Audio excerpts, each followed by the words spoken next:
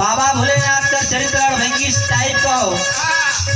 भोलेनाथ कहले कि का बात हो कि रुस गईलू, कहली कि हम बोलबे ना कर तो से। कहले कवन गलती भई? कहले कि जवन ई दिन भर गांजा भांग पी के लोटल रहला, हमार सखी सहेली कुल हमके ताना मारेली, ई तोहार सहूर ठीक ना हो। गांजा भांग छोड़ देबा तबे तुमसे बोलब। ए बाबू बतावल ला कि राज हट बाल हट चिड़िया हट, तीन ठे हट बड़ा खराब होला। जब माता गौरा पार्वती हट गई, भगवान भोलेनाथ कहले ठीक हो गौरा, तोहार बात मानत है, आज से हम गांजा न पियब, लेकिन हमसे बोलल करा। कैसे कहत हुआ बाबू?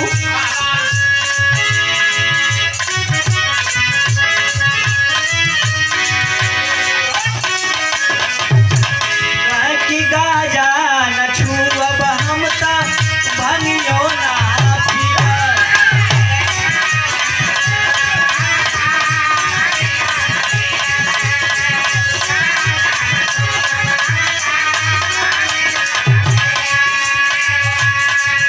अरे तू रूठ गई साथी, हम कैसे जियब।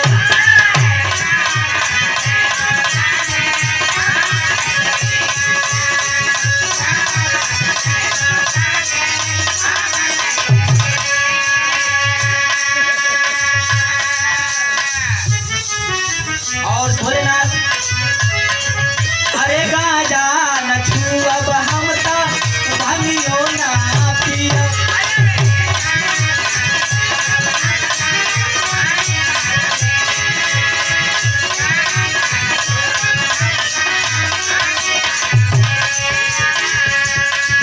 अरे तू रूठ जइबू साथी, हम कैसे जियब।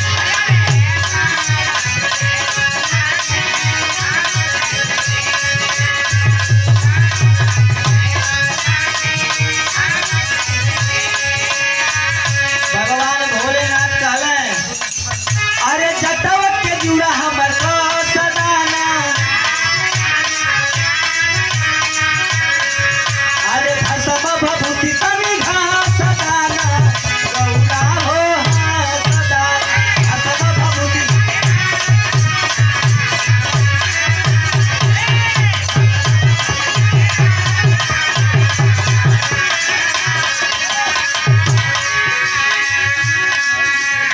कहले कि तनी गांजा भांग छोड़ देली, अब हमसे बोलल करा।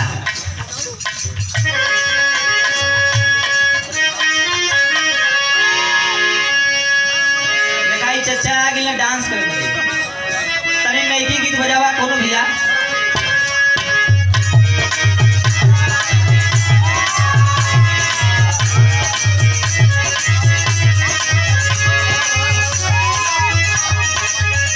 गीत इलाहाबादी गीत हो, बड़ा पुरान गीत हो। राम कैलाश दादाजी, हैदर अली जुगनू जी, अल्लाह जी लहरी लोग गावे। कैसे गावे? अरे झकोर हमारे झूलनी, अरे झकोर हमारे झूलनी, साड़ी लहराए ओ झकोर हमारे झूलनी।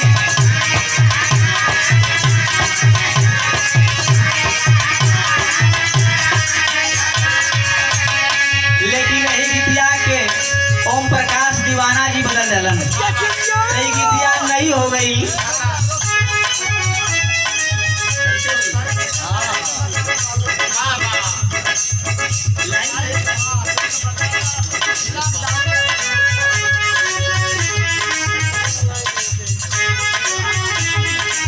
जब ओम प्रकाश दीवाना जी बदलन तो ये गाना पहुंच गए धीरे धीरे 27 लाख मिलियन पर, और सबके यूट्यूब पर बजे लगल। कैसे? अरे बनावा तानी खैनी, अरे बनावा तानी खैनी, सुना बुढ़ऊ दादा हो बनावा तानी खैनी।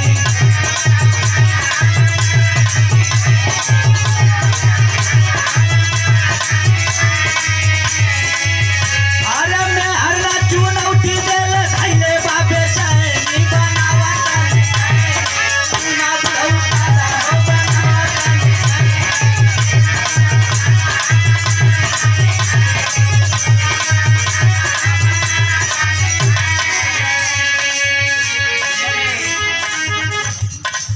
कहत हुआ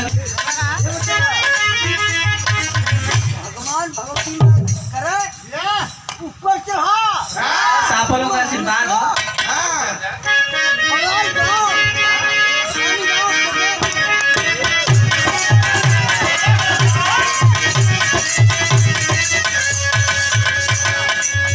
अरे बनावा तनी खैनी, अरे बनावा तनी खैनी, सुना बुढ़ऊ ताला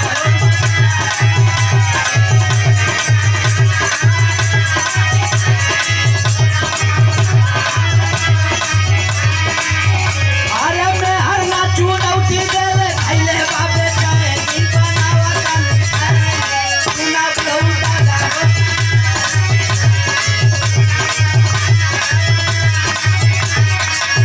कहले कि खैनी खा बंद करा मर्दवा, यही खैनी का खात हुआ। मेहरारू दबेरत है कि यही खैनी खा बंद करा। तू मेहरारू से लइका समझावत हो का? अरे आधे त धराई जल साथे का संगतिया,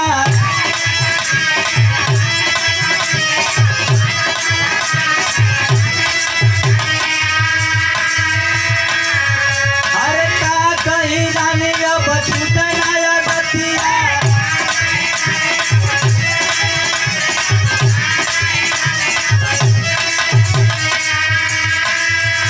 अरे दारू गाजा बिना रोबे दिन हम भाई भी बनावत तनी खैनी, सुना बुढ़ऊ दादा